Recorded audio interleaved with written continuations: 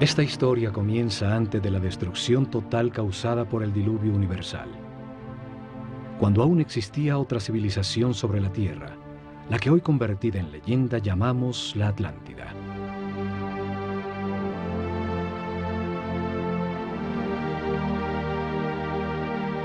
Tenían una sabiduría producto de la evolución de la conciencia del hombre durante miles de años, de las verdades comprendidas sobre el funcionamiento del universo y del proceso que llamamos vida.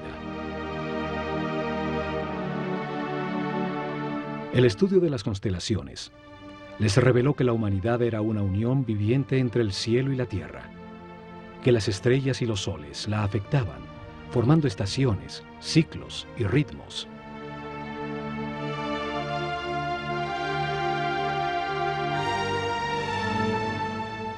Sabios sacerdotes de la Escuela de Conocimiento de Naakal, en la Atlántida, descubrieron que el planeta estaba en los momentos finales de uno de estos ciclos.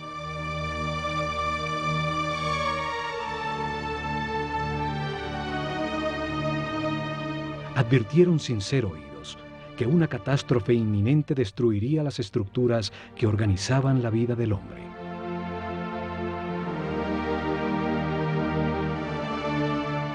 Sin apoyo del grueso de la población, construyeron unos pocos barcos cerrados por todos los lados y los protegieron con campos electromagnéticos de fuerzas que podían penetrar y disolver la materia.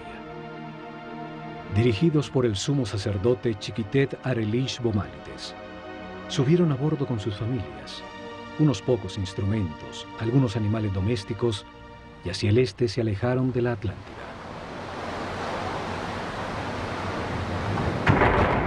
El planeta se estremeció. Los cielos se derritieron y las aguas arrasaron los continentes, borrando casi todo rastro de su civilización.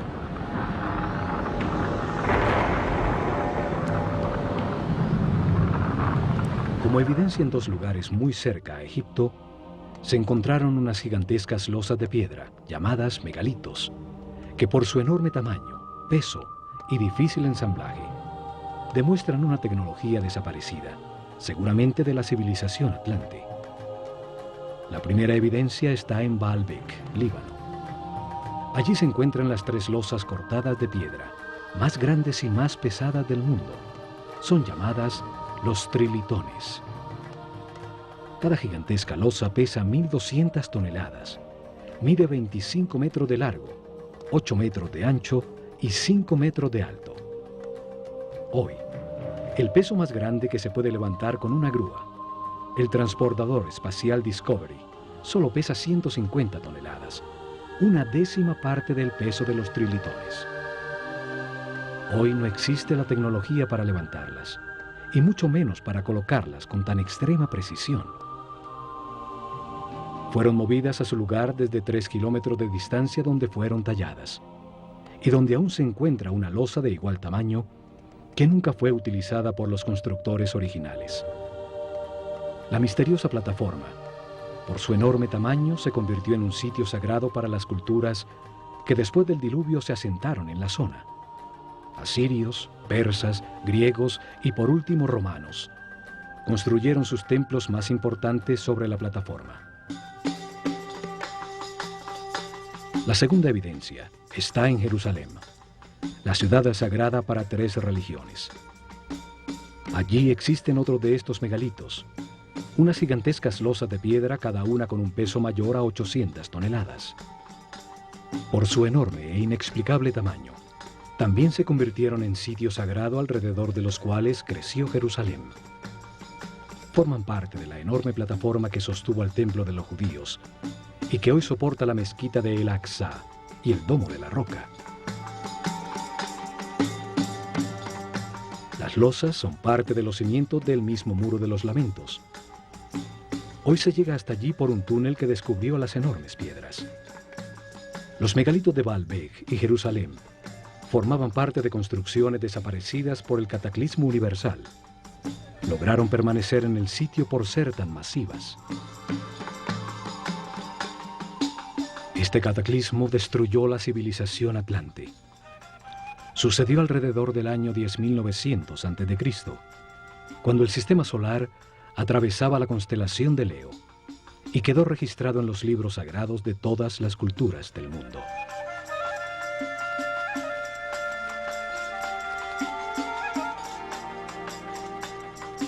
Cuando el equilibrio se recuperó, los sacerdotes sobrevivientes al cataclismo desembarcaron en el centro de la superficie terrestre, en el sitio donde sabían que confluyen las fuerzas telúricas del planeta.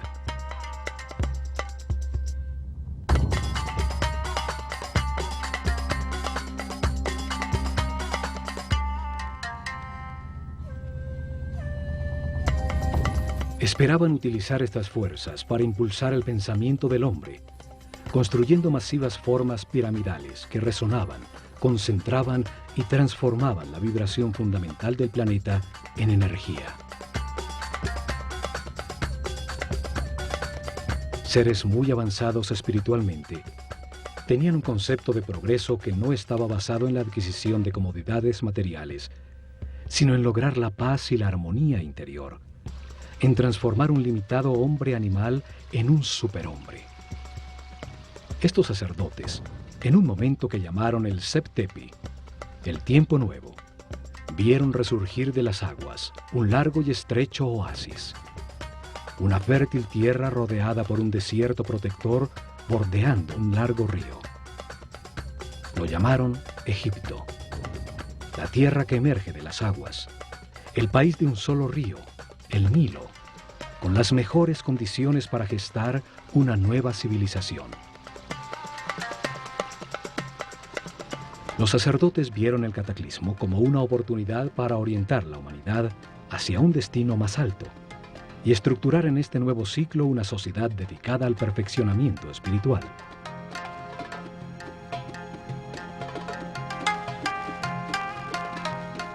La Esfinge demuestra los enormes ciclos de tiempo que consideraban en sus planes. Su forma de león, con cabeza de hombre, resalta el ciclo comprendido entre la era de Leo y la de Acuario, los tiempos de influencia de la nueva civilización. Veían la vida como un proceso diseñado por Dios, en el que el hombre reencarna sucesivamente para perfeccionarse y ascender en las jerarquías del universo. El espíritu del hombre que no comprende al Creador, ni la razón del universo o de su propia existencia, se encarna en un cuerpo para tener experiencias que le permitan adquirir sabiduría y comprensión. En el sitio donde reencarna y experimenta todo, tiene dos extremos opuestos. Es un universo polarizado y dual, que permite la comparación entre las partes para comprender cuál es verdad.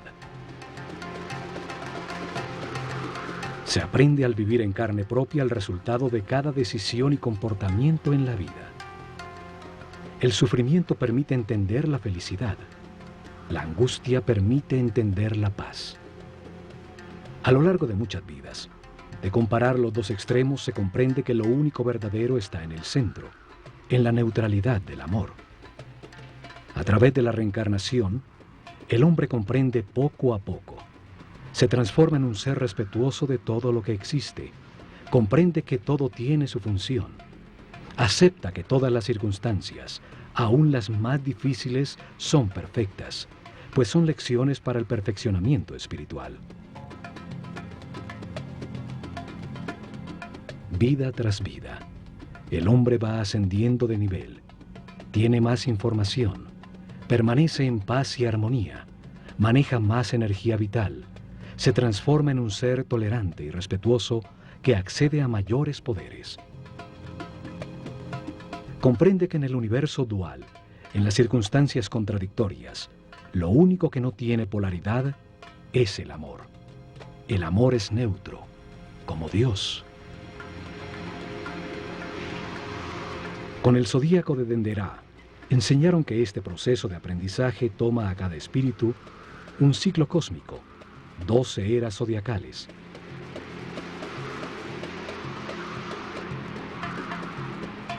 Un giro completo del sistema solar, recibiendo la radiación de cada una de las 12 constelaciones.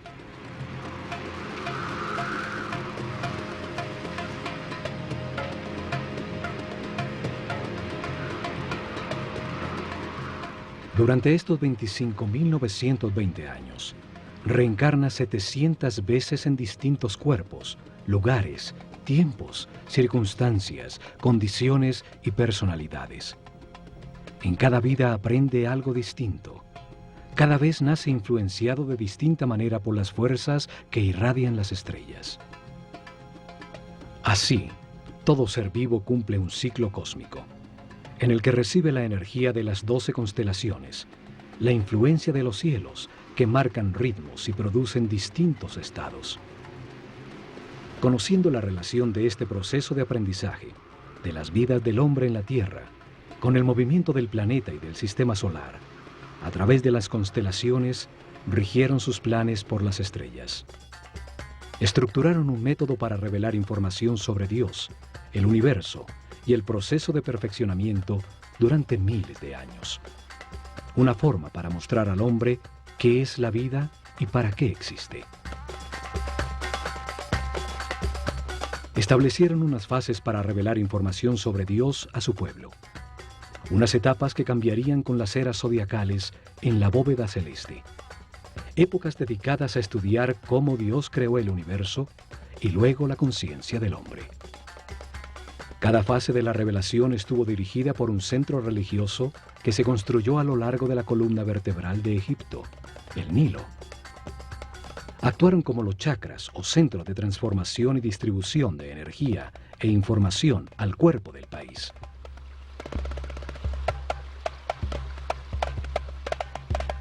Desarrollaron en 4 épocas, 4 centros religiosos, cada uno dedicado a explicar y lograr comprensión en el pueblo sobre una fase del Génesis. Cada uno dedicado a un momento distinto del único Dios, con nombres y formas simbólicas distintas.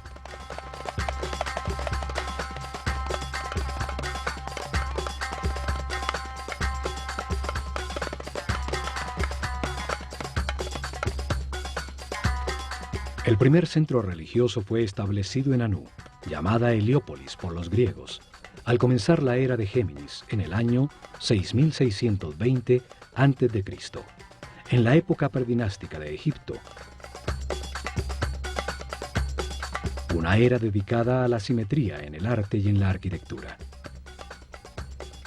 Fue dedicado a revelar información sobre las características, cualidades y significado de un Dios absoluto, el único Dios, la causa original, el todo, al que llamaron Atum-Ra, la unidad homogénea, estática, antes de manifestar el universo.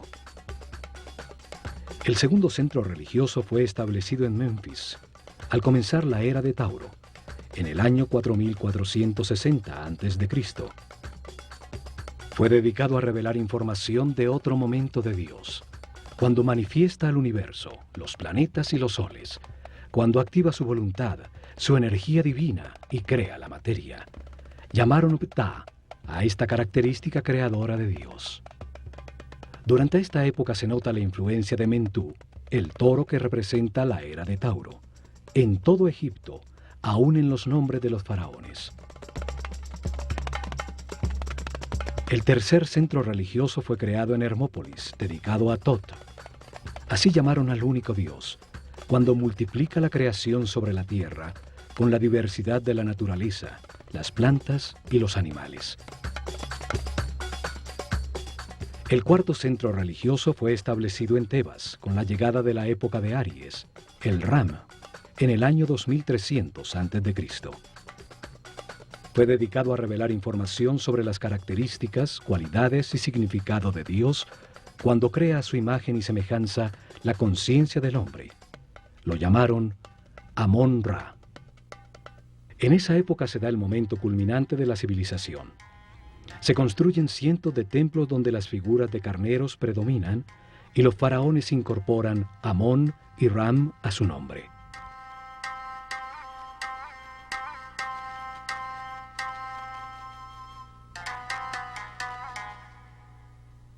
Los cambios de era o constelación zodiacal determinaron la duración de cada fase de la revelación.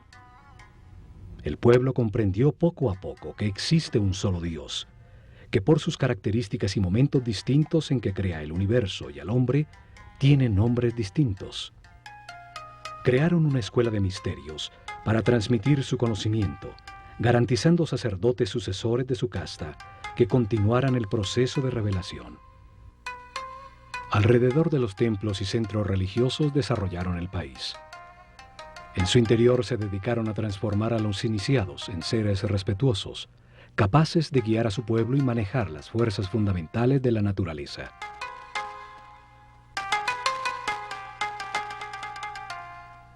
Escogieron sus discípulos entre todos los niños de Egipto por el nivel de conciencia y de sensibilidad que demostraban, dándoles la posibilidad de dedicarse a una vida de sacerdocio.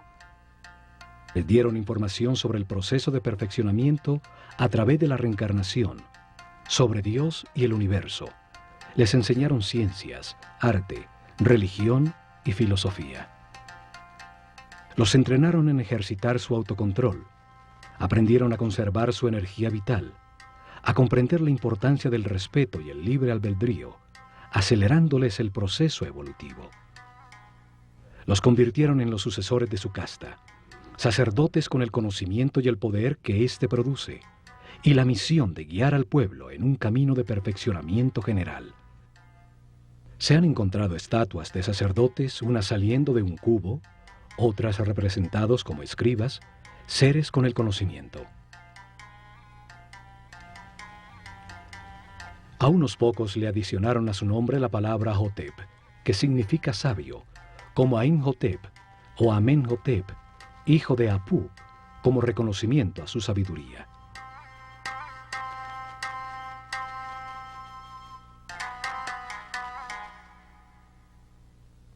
Es en los templos donde concentraron el conocimiento, el poder, la riqueza material y espiritual. Desde allí impulsaron la organización desde la nada de la civilización egipcia.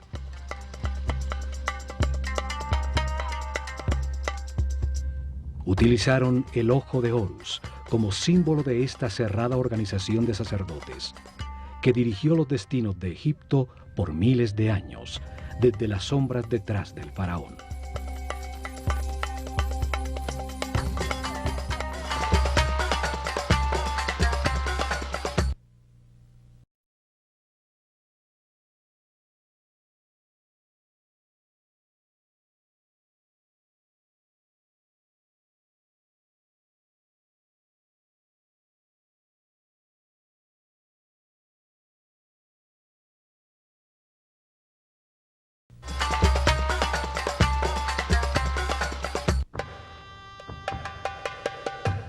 La Escuela de Misterios utilizó el ojo de Horus como su símbolo, una firma que aparece en los muros de todos los templos de Egipto. Un símbolo trae a la mente, evoca lo comprendido de su forma, su acción principal, transmite una idea de manera muy simple, más allá de las palabras. Su significado puede ser entendido miles de años después de haber sido dibujado.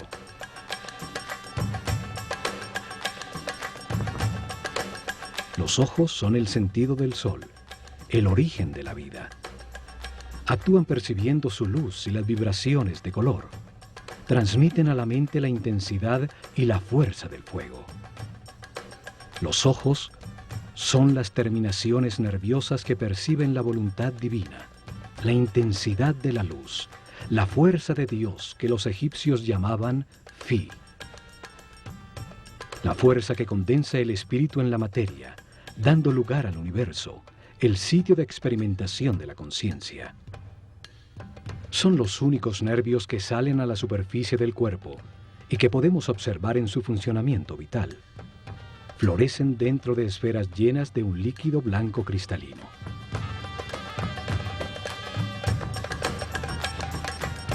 Los ojos simbolizan la dualidad. El ojo izquierdo es solar, sensible a lo negativo. El derecho es lunar, sensible a lo positivo y afirmativo. Cruzan su información para producir la imagen mental correcta del espacio. Simbolizan la experimentación de la conciencia en un universo de contrastes, para encontrar la verdad por comparación entre las partes opuestas. Reaccionan a la luz activa del sol, produciendo en la mente la verdadera luz, la energía vital luminosa, una luz invisible que hace posible la inteligencia y la comprensión de la realidad. Los pájaros evocan la acción de volar, la libertad sin limitaciones materiales. El halcón es el pájaro que mejor ve. Horus, el halcón, representa al espíritu cuando completa su aprendizaje en la vida mortal y limitada. Cuando comprende las verdades del universo, porque las ha verificado en muchas vidas, y se eleva sobre las limitaciones materiales, sobre el tiempo y el espacio. El ojo de Horus es la conciencia inmortal que todo lo sabe, que todo lo ve. Puede volar muy alto sobre todo lo que existe o fijar su atención en cualquier detalle. Evidentemente, los sabios sacerdotes se veían como los observadores y los guías de un proceso de perfeccionamiento hacia la luz. Por eso su símbolo era el ojo de Horus, el ojo que todo lo ve.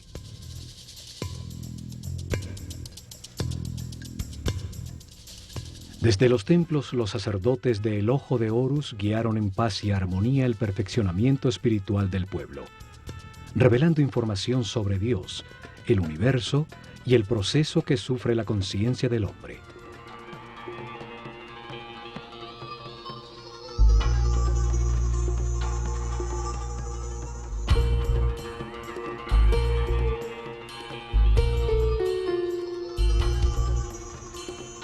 Protegido del exterior por altísimos muros, cada templo era un enorme complejo donde vivieron miles de personas, hombres y mujeres por igual, pues no había distinción de sexo.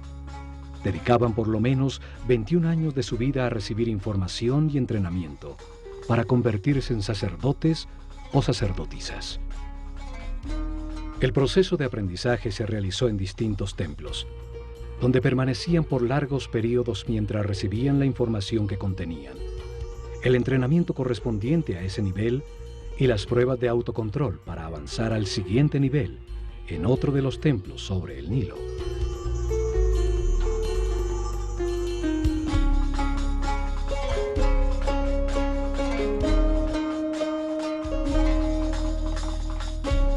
Cada templo fue una biblioteca viva con información especializada.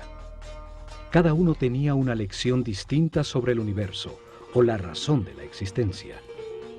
Cada templo contenía en su interior un tema sagrado distinto con información que da sentido a todo lo creado.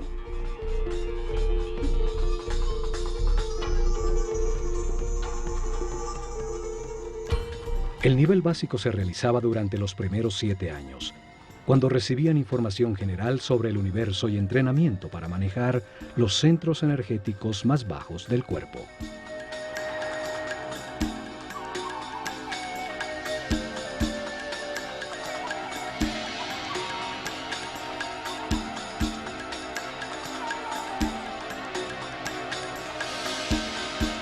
Tenían templos como el de Komombo, dedicados a entender la necesidad de un universo dual y polarizado, para permitir a la mente comparar entre extremos opuestos y así comprender qué es verdad. En su interior aprendieron a controlar el miedo a perder, a entender que se tiene lo que corresponde en cada vida, para vivir las experiencias de aprendizaje que se necesitan. Tenían instalaciones para despertar el miedo a la muerte, aprender a controlarlo y entender que la muerte es solo un paso a otra experiencia de aprendizaje. En túneles con agua y cocodrilos, grandes alturas, sitios cerrados con serpientes, los iniciados probaban su determinación. Allí recibieron información para superar el miedo a ser abandonado, los instintos de agresión y defensa, a entender la existencia de programas mentales inconscientes que generan reacciones automáticas para poder controlarlos. En el templo de Luxor, en Tebas, se transmitieron los conocimientos que tenían sobre el funcionamiento del cuerpo y entrenamiento para lograr que la conciencia no se identificara con él.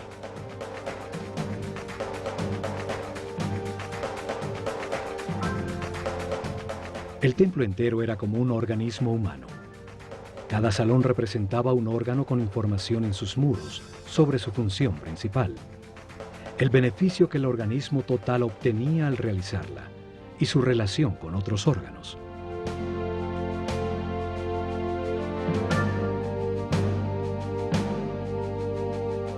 En su interior realizaron ejercicios de concentración y de movimiento, guiando su mente a cada órgano, hasta que hicieron consciente el cuerpo entero y lo manejaron a voluntad como un excelente instrumento.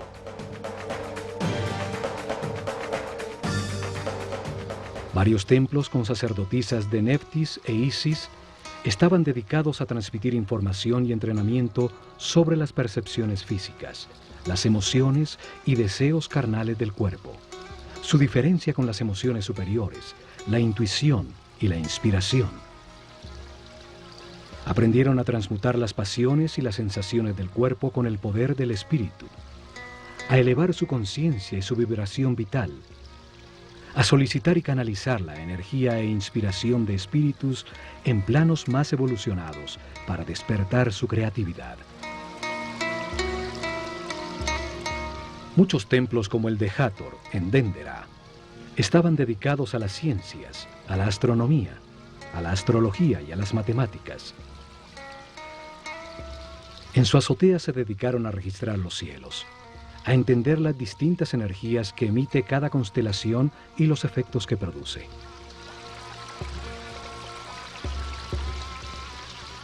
Siguieron día a día los designios de las estrellas, controlando la duración del año solar, la fecha exacta del desbordamiento del Nilo, el momento en que la Tierra cambió de la era de Tauro a la de Aries, los ciclos que afectan el proceso de evolución.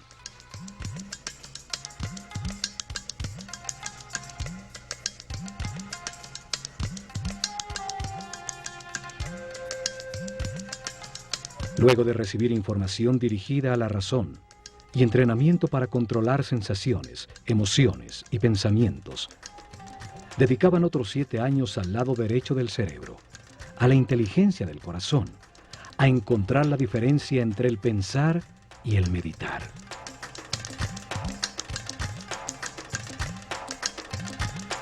El templo de Karnak, el más grande de Egipto, estaba dedicado a la conciencia, a analizar las fuerzas que la moldean, a entender el proceso de evolución y a acelerarlo utilizando la concentración en conceptos, palabras, sensaciones, puntos exactos o movimientos.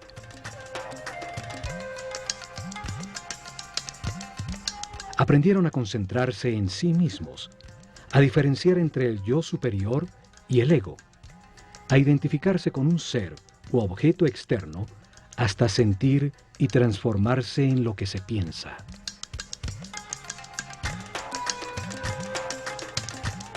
Realizaron ejercicios de telepatía en cercanía física, luego a distancia en un momento determinado del día, hasta aprender a comunicarse mentalmente en cualquier momento.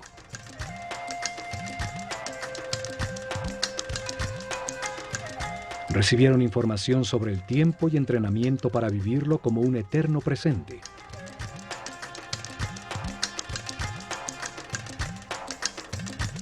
Entendieron que pensar es comparar para conocer y que cuando todo se sabe ya no se piensa ni se compara.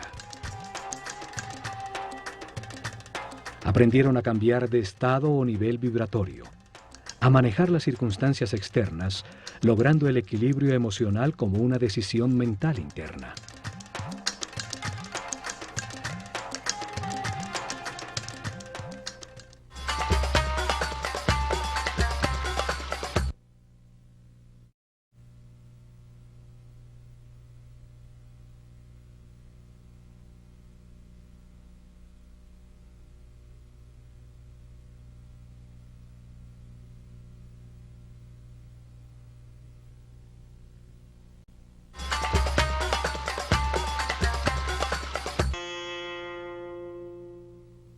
Cada templo contenía 3 niveles de información. Era una manera para revelar información simultáneamente a hombres con distintos niveles o estados evolutivos. El primer nivel transmitía información básica dirigida al pueblo. Cada templo contaba una sencilla historia llena de símbolos y personajes fantásticos.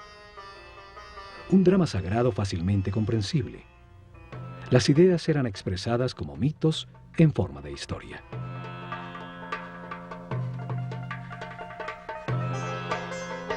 El mito, la historia fantástica, fue utilizada como un método para revelar al hombre un mundo que solo entiende imperfectamente. Los mitos cobran vida con solo creer en ellos.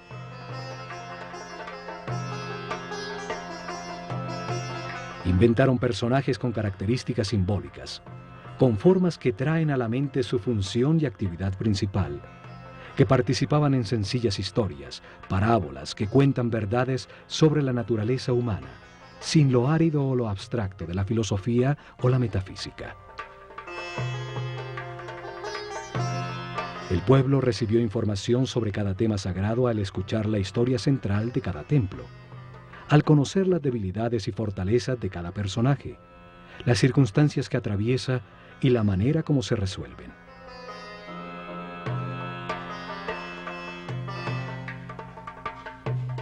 Utilizaron un segundo nivel de información dirigido a los discípulos, seres con un nivel espiritual más elevado, y a los que se les explicaba directamente el mismo tema sagrado, de una manera más concreta y profunda.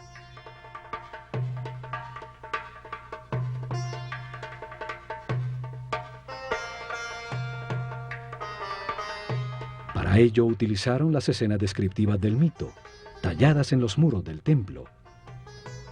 Se les explicaba cada personaje, lo que simboliza en el universo, la parte del proceso de perfeccionamiento que representa, el porqué de su forma, su comportamiento y su función principal.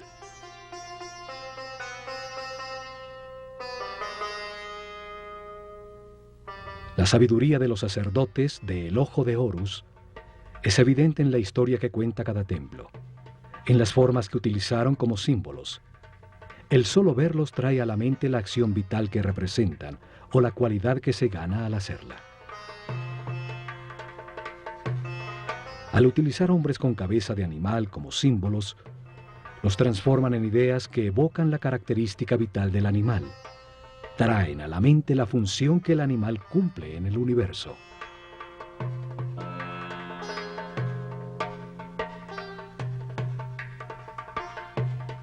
Un hombre con cabeza de chacal adquiere sus características, su instinto de orientación en el desierto.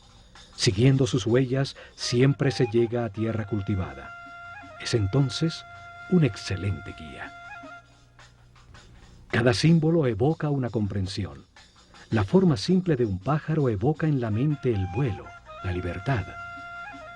Un disco solar sobre la cabeza de un hombre habla de su claridad, de la sabiduría que irradia, de la información que tiene, del nivel de su conciencia.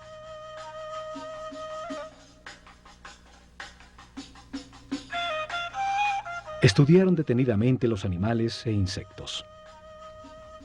Así recolectaron un profundo conocimiento sobre su vida, sobre su actividad principal, sobre sus características vitales, los hábitos que desarrollaba para lograrlo, su dieta alimenticia, la duración de su gestación, sus hábitos sexuales, el sentido principal de su existencia.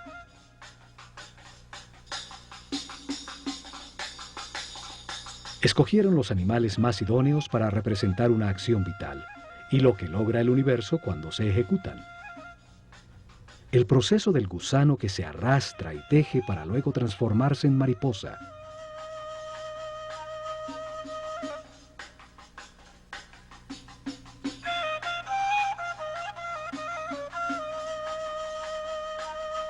Entre todos los pájaros, el halcón es el que mejor ve. Tiene un cerebro óptico, con la vista más perfecta y desarrollada. Por eso es escogido como símbolo para representar esa función vital, el sentido de la vista.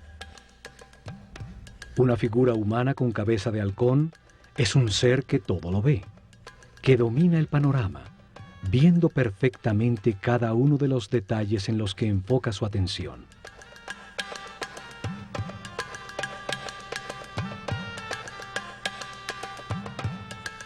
Estas figuras llamadas dioses o néteres por los egiptólogos que creen que Egipto era politeísta y que adoraba a los animales. Solo representan una acción vital, un comportamiento que transforma y perfecciona. Cada acción importante de la vida tiene un símbolo que la representa. Comunica la transformación que ocurre en la esencia del individuo que la ejecuta, lo que se obtiene. Un par de brazos indican adoración, unas piernas la acción de caminar, una boca la acción de hablar.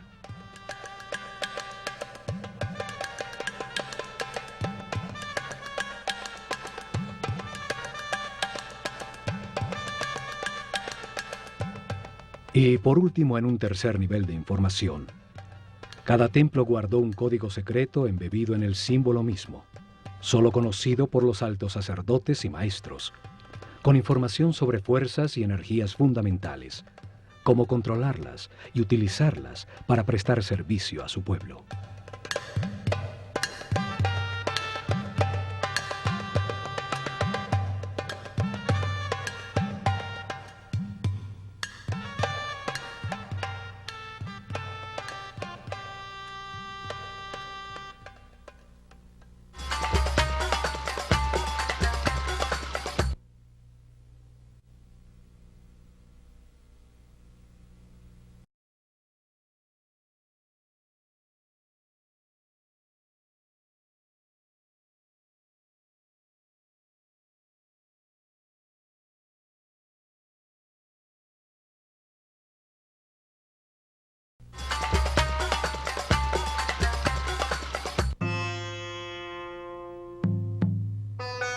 En templos como el de Horus en Edfu, el sumo sacerdote dirigió a los discípulos más evolucionados a desplazar su conciencia en el tiempo, abriendo el inconsciente para revivir y comprender las vidas pasadas en su proceso de reencarnación. El sumo sacerdote siempre fue un ser muy avanzado en el camino espiritual. No se identificaba con el cuerpo, conocía perfectamente su funcionamiento y qué energías utilizar para equilibrarlo.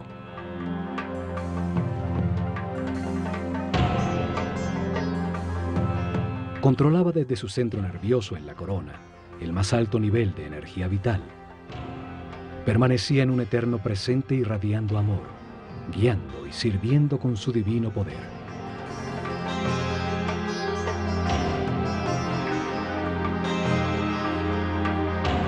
La materia solo recibe, se contrae. El dar es radiar. Es una característica vibracional del espíritu. Los seres de cada nivel reciben y transmiten a sus niveles inferiores.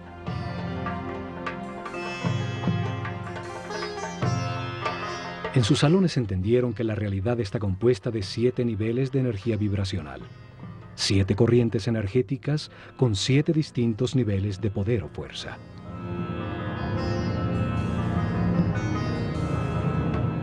El cuerpo tiene 7 chakras o centro de transformación de la energía fundamental del universo.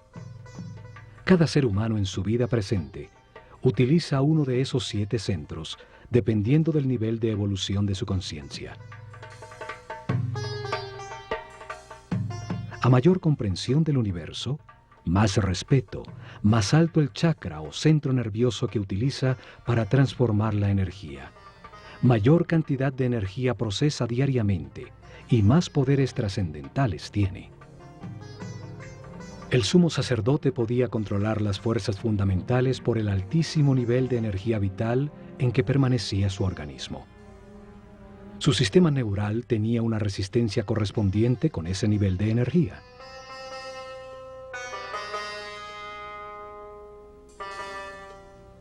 Así, en todos los templos de Egipto, los iniciados recibieron información y entrenamiento. Aumentaron paulatinamente su nivel de energía vital y de manera correspondiente el nivel de resistencia de los nervios de su cuerpo.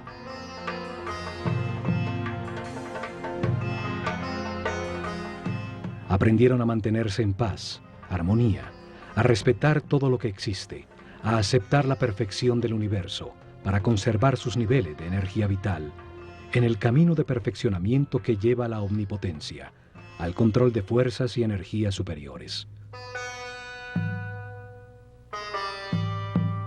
Una intensa preparación física, mental y espiritual que terminaba con el momento de experimentar la totalidad y la nada, lo manifestado y lo inmanifestado, y recibir en una pirámide una poderosa energía que permite vislumbrar el séptimo nivel de conciencia. Durante la era de Tauro, se dedicaron a experimentar con una forma piramidal de tecnología resonante que transformaba las vibraciones del planeta en energía. Un conocimiento heredado que había de llevar a la práctica.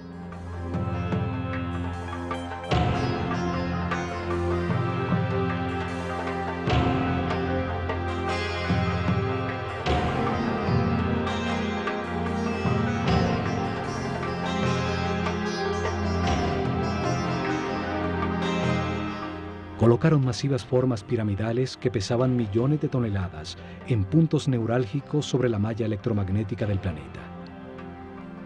La masa piramidal, que contenía millones de partículas de cuarzo, vibraba con la Tierra, produciendo energía por la fricción de sus moléculas, en un fenómeno que hoy llamamos piezoeléctrico. Construyeron muchas pirámides, hasta llegar al modelo que funcionaba perfectamente en la pirámide de Keops. En sus corredores, galerías y cámaras, transformaron esa energía en sonido, haciendo vibrar en niveles cada vez más altos el iniciado física, mental y espiritualmente preparado. Esta fuerza impulsaba la mente del hombre a percibir otras dimensiones, logrando estados especiales de conciencia. Con esta ayuda externa, los iniciados vislumbraban el séptimo nivel de conciencia. Regresaban recordando el éxtasis obtenido, las verdades verificadas, para transmitirlas a sus compañeros con sus palabras y acciones. En sus meditaciones posteriores obtendrían nuevamente ese estado de unidad sin movimiento, hasta que se consolide esta situación definitivamente y se encuentren de manera permanente en estado de Dios-hombre, siempre radiando energía positiva de amor.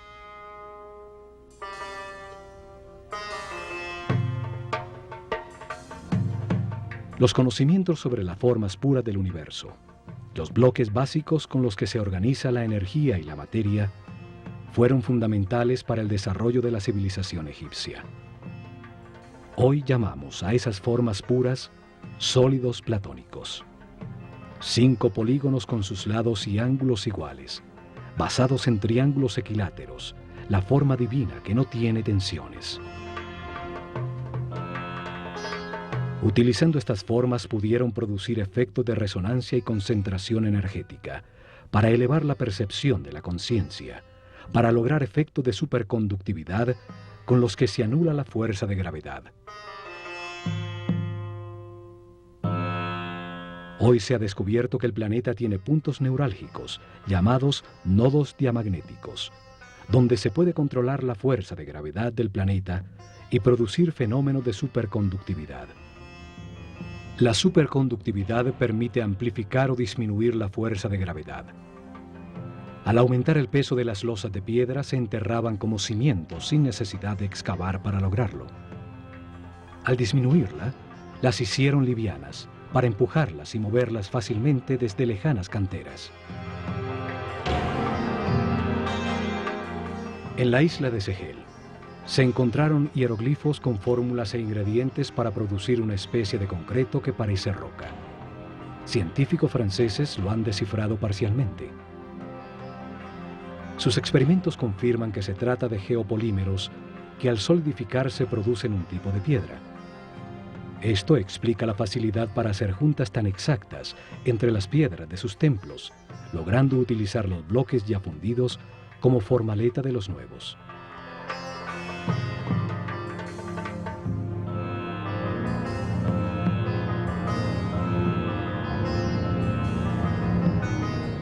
Pero lo más importante fue su visión de que la vida es un proceso diseñado por Dios para ampliar la conciencia del hombre.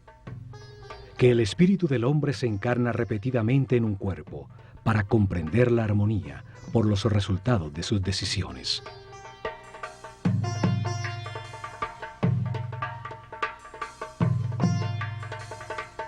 Al vivir muchas vidas con experiencias opuestas, de angustia y paz, de depresión y felicidad, de riqueza y pobreza, de salud y enfermedad. Comprende la razón de su existencia y termina con las limitaciones materiales, transformándose en un superhombre inmortal. Un ser que no pierde en la muerte la conciencia o la información acumulada. Un espíritu sabio al final de un proceso que sube otro peldaño más en la perfección del universo.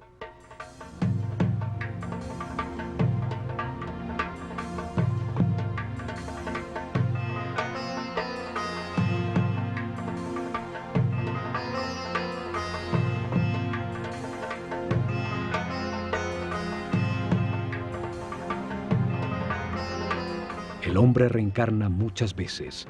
Al principio su animalidad es dominante. La intolerancia y la agresión determinan una vida de sufrimiento. Poco a poco, se satura del dolor y al buscar remediarlo deja de atacar. Encuentra la paz y con ella altos niveles de energía vital.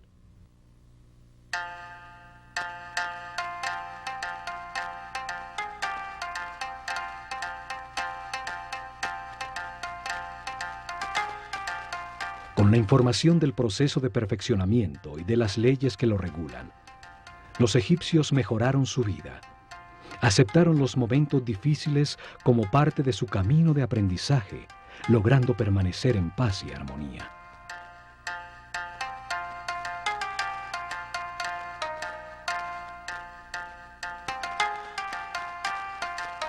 Los templos se revelaron como hombres en un mundo de dolor.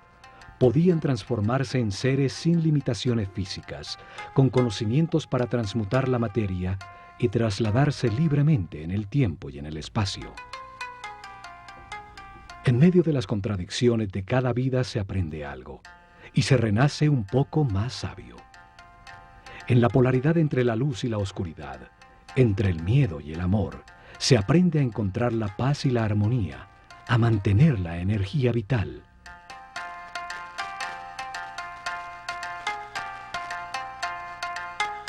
Al experimentar en carne propia los tormentos y la angustia que producen la ira, el odio, el rencor o la venganza, se comprende el valor de la armonía. Al comprender que cada decisión produce paz o sufrimiento, se puede pasar del infierno de la vida al cielo de la misma. El pueblo entendió que todas las acciones de la vida diaria, pescar, sembrar, cosechar, son una manera de acercarse a Dios, de ser más perfectos cada día. Lograron una comunidad en paz y una felicidad tal que cuando el historiador griego Heródoto visitó Egipto en el año 500 a.C., no pudo menos que afirmar: de todas las naciones de la tierra, los egipcios son los más felices, sanos y religiosos.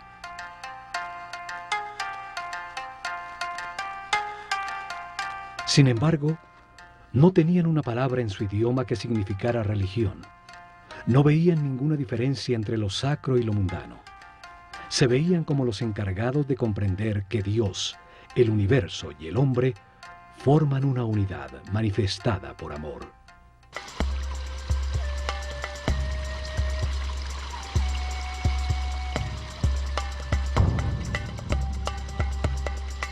En estos programas del Ojo de Horus, veremos el mensaje que los egipcios transmitieron en sus templos, que todos los hombres avanzan por un camino de perfeccionamiento que toma muchas vidas.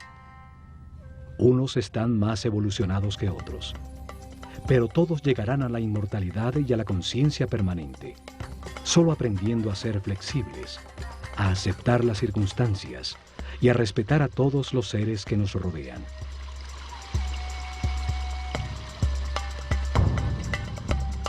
El camino puede ser de sufrimiento o de paz y armonía.